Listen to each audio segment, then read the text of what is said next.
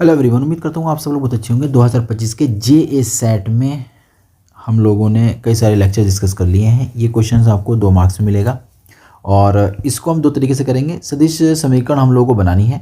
कार्तीय समीकरण यानी कि एक्स वाई जेड को हम कहते हैं कार्तीय समीकरण, वो हमें दे रखी है। ठीक है, क्वेश्चन तो आसान है, डिस्कस करते हैं। कौन सा मेथड आपकी समझ में अच्छा आया वो एक कमेंट्स में हमें बता दीजिएगा। चलिए, दी गई रेखा लिखते हैं। पहले दी गई रेखा, जैसे हम लोग पढ़ते थे ना x प्लस के 2y बराबर 5, तो ये भी रेखा का समीकरण होता था, है ना। और यहाँ पर रेखा कैसे मिलती है, इस टाइप से देखने की नहीं मिलती। तो अजीब सी लगता है ना कुछ कुछ कि यहाँ पर रेखा कैसे दिखाई दे रही है। एक्चुअली में ये 3D के अंदर होती है। इसमें x y z 3 चर होते हैं, है ना। और वहाँ पर कितने चर होते थे, 2। इसलिए वहाँ पर रेखा का देखने का तरीका अलग, समझने का तरीका अलग, करने का तरीका अलग। यहाँ पर थोड़ा सा उसका चेंज हो जाता है। यहाँ पर 3D हो जाती है, वहाँ 2D थी, 2 चर तो 2D, 3 चर तो 3D। ठीक है, अब इसके ना हम लोग कंपेयर कर लेते हैं। इसके क्या करते हैं, हम लोग कंपेयर करेंगे। कैसे करेंगे, x माइनस के x1, y माइनस के y1, z माइनस के z1। ये होता है नीचे a b और c लिख देते हैं। कोई दिक्कत से तुलना, तो आपको x1 कितना मिलेगा, x1 माइनस का है, यहाँ पर x1 यहाँ प्लस का है, तो इसका मतलब कितना हो जाएगा, माइनस का 3। y1 कितना हो जाएगा, y1 यहाँ भी माइनस का, यहाँ भी माइनस का, तो मिलेगा आपको 5। z1 जो मिलेगा यहाँ माइनस का, यहाँ प्लस का, मिलेगा माइनस का 6।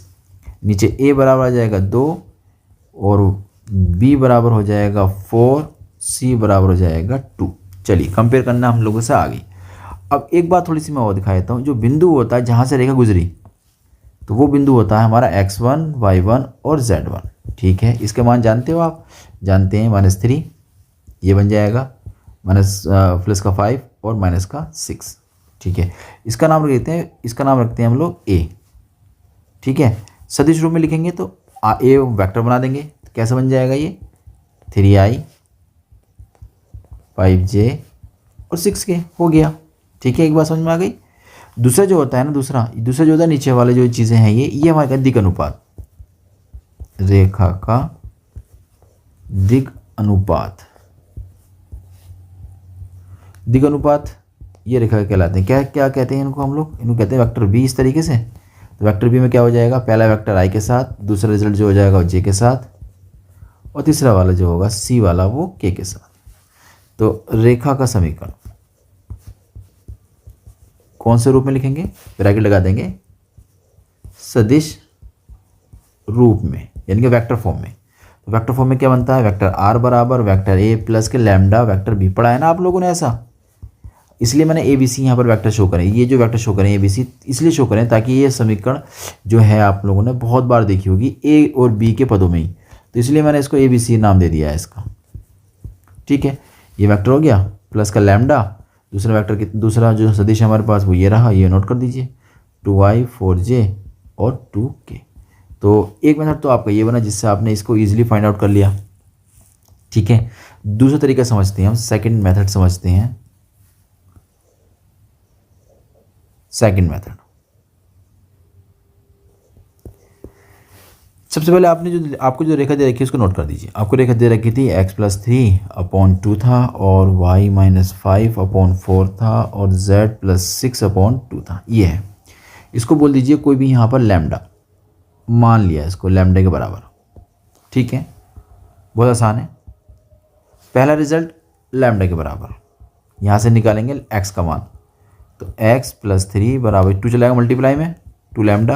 अब ये 3 चला जाएगा इधर, तो हो जाएगा 2 लैम्डा माइनस के 3। x का मान निकाल लिया आपने।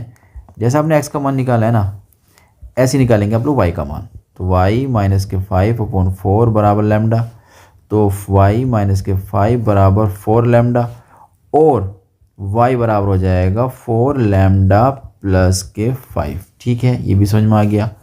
ऐसे निकालेंगे आप z का मान, दिस, तो z प्लस 6/2 बराबर लैम्डा, z प्लस 6 बराबर 2 लैम्डा, z बराबर 2 लैम्डा माइनस 6 हो गया।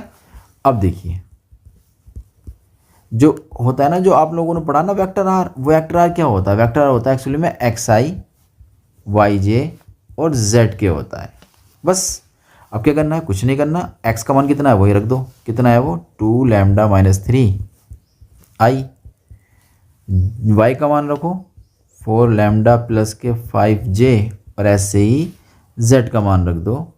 ठीक है, आपने सबके मान रख दिए। ये आपकी समीकरण बन गई है, लेकिन इसको स्मार्ट बनाना है। तो बनाना है स्मार्ट, कैसे बनाएंगे? जिसमें आपके अचर हैं, लैम्डा हैं, उनको तो एक तरफ करना है, बाकी को एक तरफ। तो यहाँ देखो इसमें लैम्डा नहीं है ना, तो माइनस का 3i है। इसमें नहीं है तो प्लस का 5j हो गया। इसमें नहीं है 6k हो गया। इसको एक साथ बंद कर दीजिए। प्लस अब कौन से वाले बचे? लैम्डा वाले। तो लैम्डा इसमें आया है ना 2i हो जाएगा। इसमें आया लैम्डा 4 के साथ तो प्लस का 4j हो जाएगा। इसमें आया 2 के साथ प्लस का 2k हो जाएगा।